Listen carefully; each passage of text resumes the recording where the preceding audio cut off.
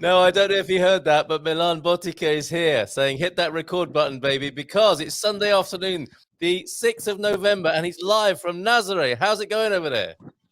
It's going great, Carl. My God, they're about 20 to 30 footers. There's probably about 30 surfers with their jet skis in the water right now. I'll turn my phone. I don't know. You can see much, but there's a nice little crowd. We're on the north.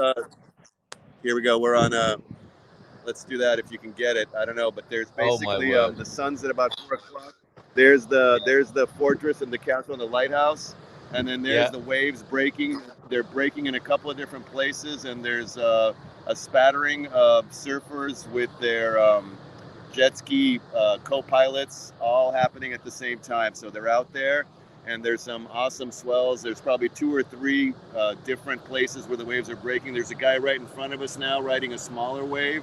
He looks like it's petering out, but yeah, it's some really cool stuff. And here's the missus right here enjoying her first show, waving from the back of her head there. Hey, thank you so much, both of you, for thinking of us and featuring this amazing. Well, it's not once in a year, is it? It's probably a few times a year, but it's really special. The surfers fly in as soon as they hear it's possible there, right? Exactly, and it's a bit of a pilgrimage for people to come here and watch. So you can kind of see a spattering of people down below here, and then as you climb up the side, you can see a spectator. So I imagine that by tomorrow morning, it'll be like a football stadium of people just trickling in and watching the show, and it probably happens maybe 2 or 3 or 4 times as far as the swells. It just depends on the science of knowing when the biggest swells are coming in, and right now they're projecting these at an actual surfer in relation to the wave, and you're maybe a quarter of a mile away. You're just like, wow, like there's one right in front of us now. The pilot is driving him right into the wave. He's in the wave now. He's going. He's like, oh, and there's a flip. Oh, he's going right down the face. He's right in front of the whitewater. And oh my God, what a show, Carl. What a show. Oh my goodness. Can we see a bit more? There you go. So here we go. We'll do some navigating. There's a nice big one that just folded. There's about 2 in the back there. That one that's just folding is probably about a 20-25 footer.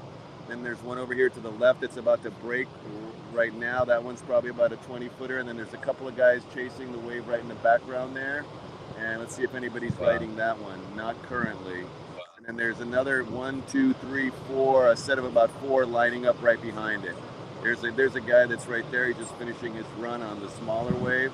I mean, it's just, it's basically just, there's a big one in the background there. I don't know if you can see it, but there's probably about 3 or 4 or 5 jet skis all lining up to go around that one.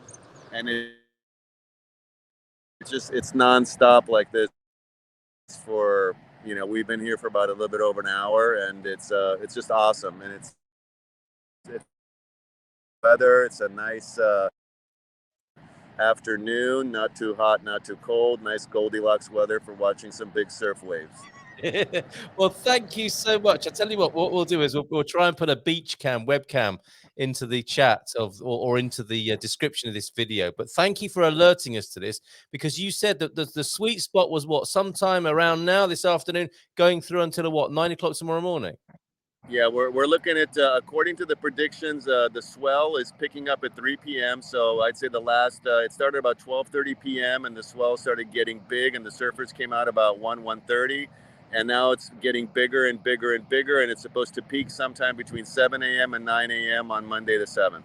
So tomorrow morning is a big morning for the assembled surfers, right? And because of the clocks going back, it's gonna be daylight around that time. Actually, the clocks already went back last week. So, but yeah, for everybody else, at least Portugal went back last week. I don't know about the rest of the continent, or the States are going back this week.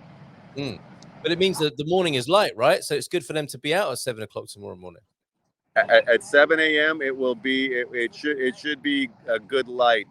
Certainly light enough for surfers. Definitely. Great. Milan, was a record broken earlier this week by somebody?